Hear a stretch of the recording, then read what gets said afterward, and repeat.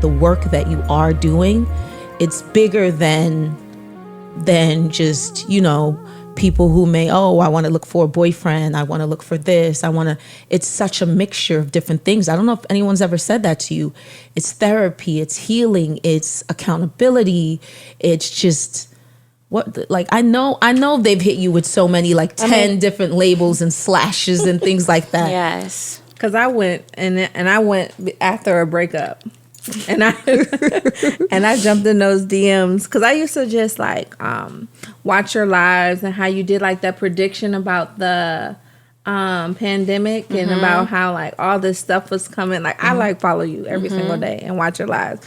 And so then after I was going through a breakup, but didn't nobody really know on social media.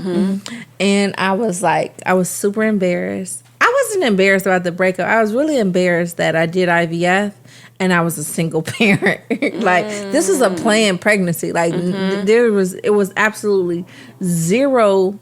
You know what I mean? There was a lot of money and a lot of time spent for this. And you mean to tell me I did all of that to still be a single parent 4 months or 5 months later? Sidebar, we Ellen this thing out, baby. You talking single parent. We Ellen this thing out. Because we go, in LA, we go right to the courthouse. Baby. Yeah. And Story have 2 moms. Okay. And so I'm let me reach out. And this is just how things just happen because she doesn't even live in Atlanta. And so I was I was listening to her live. I'm I want to get a reading. I want to know, do she do readings? Because she doesn't have you don't have booking in your bio. I do not advertise. Yes, she does not advertise. So I couldn't find where I could just go online and book.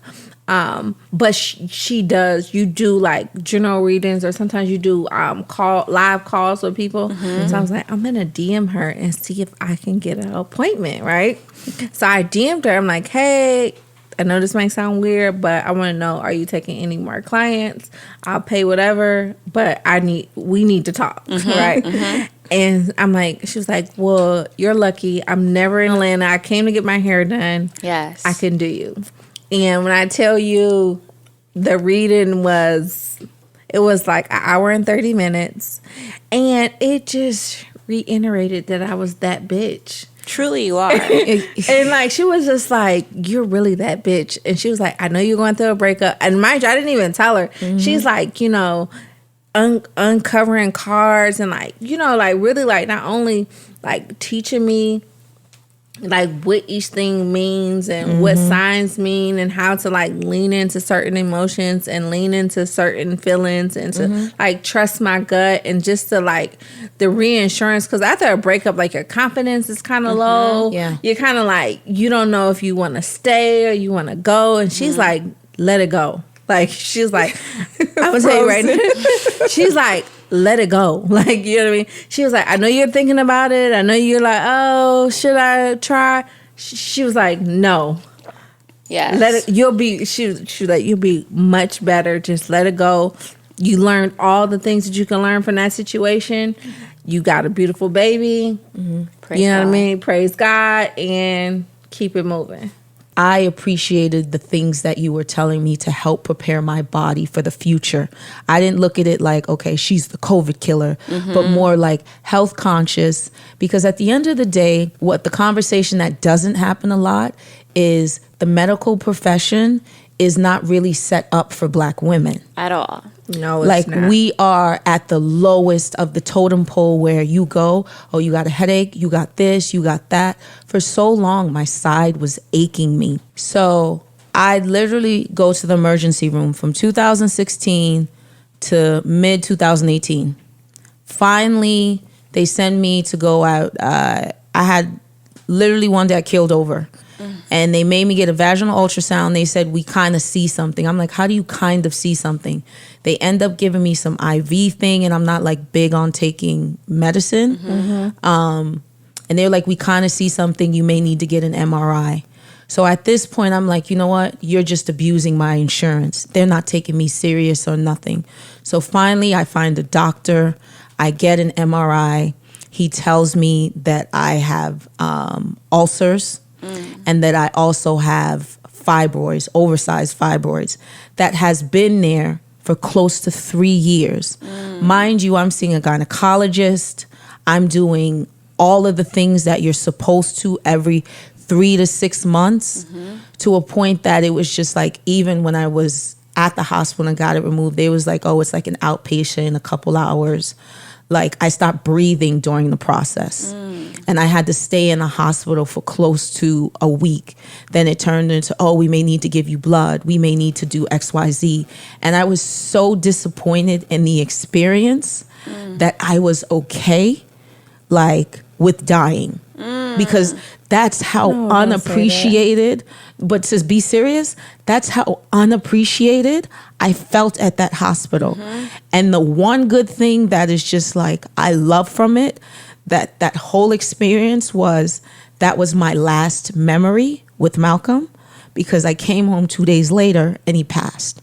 So I thought that experience, like, I kept a video diary and the whole nine, because I said, if anything happens, because from the way they were treating me, I said, if anything happens, because I couldn't get real answers on anything. Said, if anything happens, my mom has this last video of me. She knows she can go through my phone. But I had some incredible friends, Jen, Britt, Malcolm showed up and just sat with me. And then finally they let me go home. Like, they discharged me, and then he passed 2 days later. But even through that experience was one of the worst experiences, because it's like, I don't feel like the medical profession or they understand us. No. So it's like, when I went to your page, I felt like you were talking to me. This is what you should be, to prepare yourself for pregnancy, to do this, to just care about your immune system, to feel better, to do X, Y, Z. The nurses, the doctors, when I went and did my follow-ups, there was none of this. So it's like me now having to go search, which I identified with you, because it's like, here is a Black woman who is offering advice. She's not saying you have to take it or anything like that. But then the great thing with the advice you gave is you gave an explanation to it and a choice. And I love that. And I was just like, oh, screenshot. I'm gonna go get this. Because finally I felt like it turned into a FUBU, for us, by us. Yes. Unfortunately, we're treated under the Caucasian standard. And I would agree. I don't think that the traditional medicine is for us. And I am a firm believer and advocate that all of the cures are in nature. But unfortunately, that contradicts Big Pharma and the capitalistic society that we live in. And so we can't freely post things like the respiratory steam or the yoni steam, which naturally eliminates fibroids that a lot of Black women suffer from because of the way that we internalize our emotions, and the foods that we eat, and the overwhelming societal trauma that we deal with and have to internalize, because we still have to provide for our families and things, right? But those emotions are still in the body. So I really try to provide as much information freely to the collective. I feel like the free part is really important, because there's not a lot of integrity, really, I see in both communities. I feel like a lot of people are charging for this information, and it's really not ours to charge, It's a fine line. It's hard to do what I do on the internet, but I still do it. What are some remedies for fibroids, or do you have any? Or suggestions? Like, what are your suggestions for women who have fibroids? Women who have fibroids have to stop eating dairy immediately.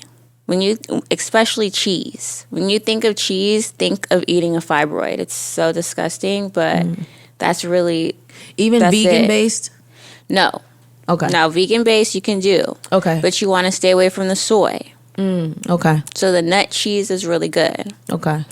But the fibroids, one of the things that you can do is yoni steam. The yoni steam with herbs helps to naturally eliminate it. It draws it out of the body. Can you make Do you just buy the yoni steam? You can make yoni steam. Okay. So you can do things like mugwort, rose, peppermint, candula, lavender, and create a steam. I like to use Dr. Dennis Gross has a facial steamer, and there's like a little component where you can put liquid in, and I just put the liquid in and just squat over, and it's done. It steams for maybe like 3 minutes. It stops when the machine stops when there's no more liquid, and it's perfect for me. What's it called again? Dr. Dennis Gross. Okay. He has a facial steamer. I got mine from Nordstrom's. Okay. And I'm gonna text you about it later. Yes. Because I know after this. It is life changing. Helps with fertility.